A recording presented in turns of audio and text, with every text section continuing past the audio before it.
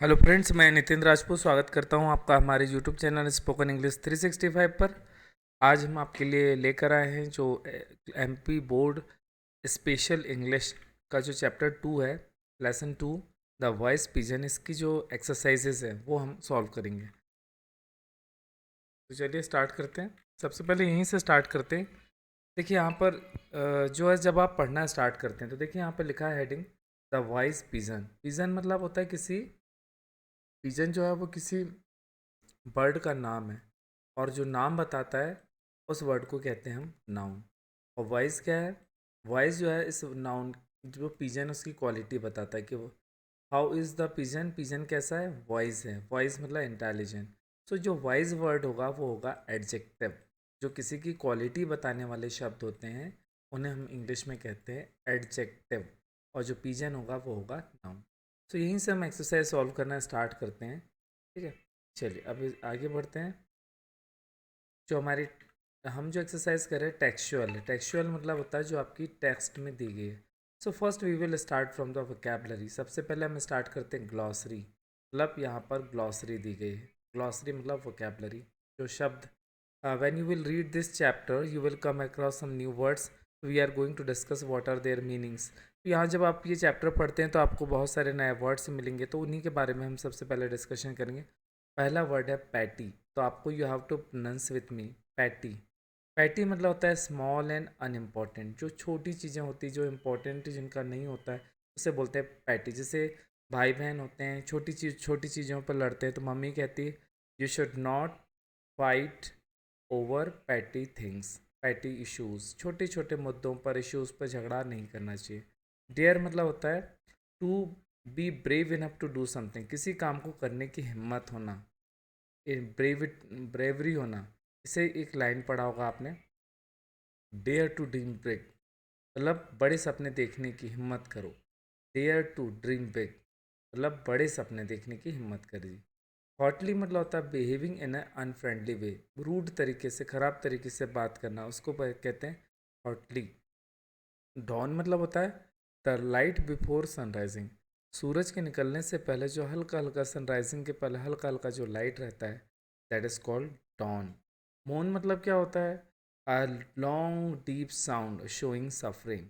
मोन मतलब होता है कि एक वर्ब है, ये एक एक्शन बताती है। दर्द के कारण आप जो चिल्लाते हैं उसे बोलते हैं मॉर्निंग। जैसे कि मुजाहिद इज़ मॉर्निंग एट नाइट, मुजाहिद जो है वो रात में कराह रहा था, चिल्ला रहा था, तो मौन वर्ब का यूज़ कर सकते हैं। विकेट मतलब होता है ख़राब। जैसे Ravan was a wicked king, Ravan जो दूसरों को परेशान करता था, बेकार था, बैड था, तो उसको हम विकेट कहते हैं। कंसर्न करता मतलब होता है किसी के बारे में सोचना, किसी की केयर करना। I am concern about you, मैं तुम्हारी फिक्र करता हूँ। ठीक है, नेक्स्ट वर्ड है आपका जो है बोस्ट, मतलब होता है शेखी मारना, जिसे हम हिंदी में कहते हैं talk with too much pride, अपने ही बारे में कि मुझसे अच्छी इंग्लिश कोई नहीं पढ़ा सकता। यदि मैं कहूँ कि मुझसे अच्छी इंग्लिश कोई पढ़ा ही नहीं पाएगा सिवनी में, तो ये कहलाएगा बोस्टिंग। सो हमें क्या, वी शुड नॉट बोस्ट, अपनी चीज़ों पर इतने अभिमान के साथ, घमंड के साथ नहीं बोलना चाहिए। अनकॉन्शियस मतलब होता है इन ए स्टेट लाइक स्लीप, मतलब होता है स्टेट मतलब स्थिति, मतलब नींद के जैसी स्थिति में होना, बिकॉज ऑफ एन इंजुरी, और वो किसी चोट के कारण। जैसे आपका कभी किसी का एक्सीडेंट हो जाता है, एक्सीडेंट में सिर में चोट आ जाती, और वो एक रोड में पड़ा हुआ रहता है, तो अनकॉन्शियस हो जाता है, मतलब उसको मालूम ही नहीं रहता कि क्या हो रहा है उसके साथ। तो ये जो स्थिति होती है दैट इज़ कॉल्ड अनकॉन्शियस। तो क्या होता है, वर्ड्स तो पढ़ सकते हैं लेकिन वर्ड्स हमें याद नहीं होते, सबसे बड़ी प्रॉब्लम ये है।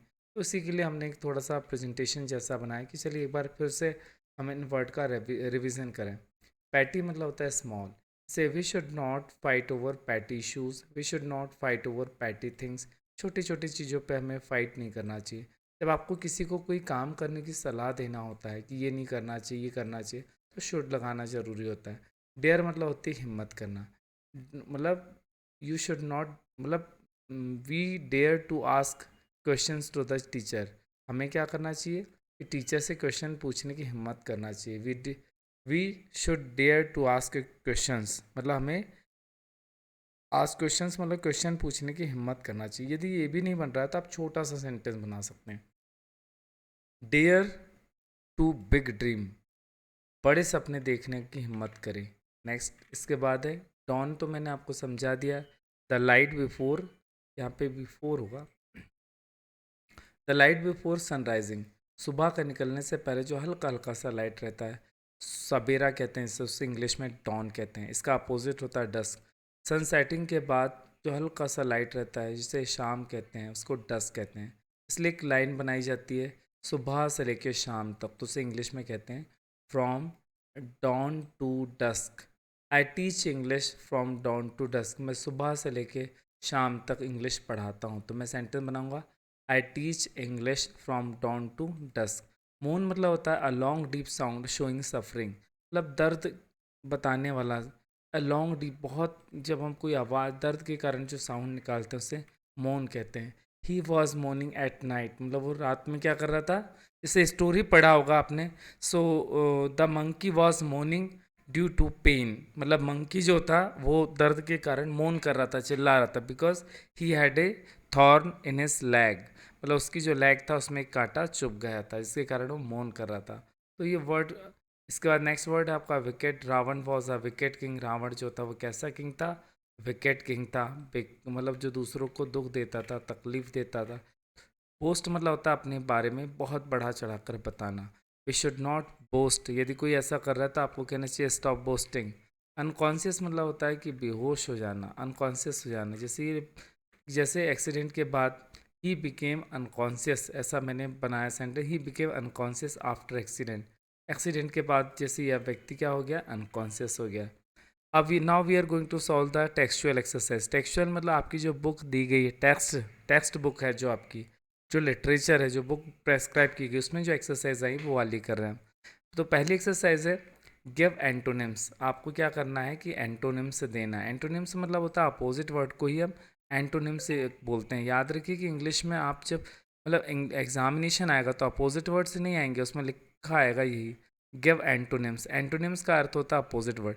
जैसे हैप्पी का अपोजिट होता है सैड, लाइक का अपोजिट होता है डिसलाइक, बिफोर का होता है आफ्टर, यंग का होता है ओल्ड, काइंड का याद रखिए क्रूएल, गुड का होता है बैड, और पुल का होता है पुश। जैसे आपने देखा होगा कि दरवाजे होते हैं और डोर होते हैं, उसमें लिखा रहता है पुल। पुल का मतलब होता है अपनी तरफ खींचना, और पुश मतलब होता है अपने से दूर करना। ठीक है, ये तो डोर में देखा होगा आपने, तो पुल एंड पुश। इसके बाद नेक्स्ट जो एक्सरसाइज है वो हम करेंगे नेक्स्ट वीडियो में।